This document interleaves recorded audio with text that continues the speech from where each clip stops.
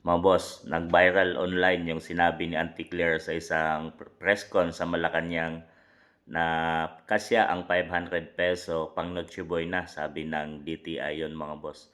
Pinagtawanan ni Auntie Claire na makakabili naman daw ng murang ham gamit ang 500 peso.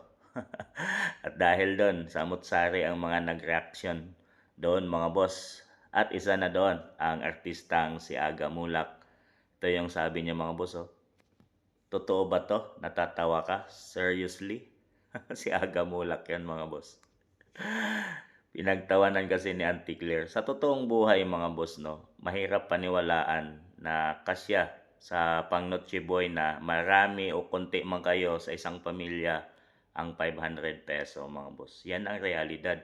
Pumunta ka ng palengke ay mahirap mo na magpagkasya ang 500. Una sa mga lamas pa lang, napakamahal na ng bilihin sa Pilipinas ngayon. Yung mga sangkap pa lang. Kung mag-spaghetti ka, magkano nga ang kilo ng baboy? 300 plus. Spaghetti pa, sauce pa. Ayun lang bang handa mo? Hindi ka na maghanda ng iba. Kilala ang Noche Buena na pinaghahandaan ng mga Pilipino. Bongga, mga boss. Kahit wala tayong pera, minsan nangungutang pa. Para lang mapasaya dahil yan lang yung time once a year na nagsasama-sama tayo, buong pamilya. At tradisyon ng mga Pilipino na nagkakasiyahan, nag-iinuman, nagkakantahan, nagkakainan kasama ang buong pamilya. Yan mga boss.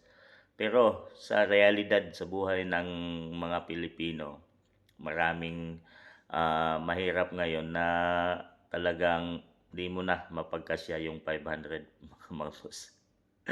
Sa totoong buhay, siguro hindi ramdam ni Auntie Claire yun at ng DTI dahil bakit ba nila pinagkakasya yung pilit na hindi naman. Magkasya nga yun pero hindi ka magiging masaya at hindi mo mabubusog ang iyong pamilya. Once a year mo nga lang gaganapin, dapat bongga ka na at todo na. Yan mga boss. Di siguro nila ramdam ang mga taong to. Maniwala ka bang maghahanda sila ng 500 peso tong mga pamilyang to? Sila Auntie Claire. Di naman nila gagawin sa pamilya nila yun. Siguro, napakaliit nun. Ang magdodosa sila. Ayan ang dapat, hindi mo dapat kuriputin ng mga Pilipino dahil alam natin na minsan lang sa isang taon maghanda. Dapat pabongga na mga boss, no? Dahil yun lang yung time na nagkakasiyahan tayo at tradisyon nating mga Pilipino yan. Yan mga boss, ano masabi nyo tungkol dito sa mga celebrity na nag-react na napilit na pinagkakasya ng DTI ang 500 peso para sa Noche Buena.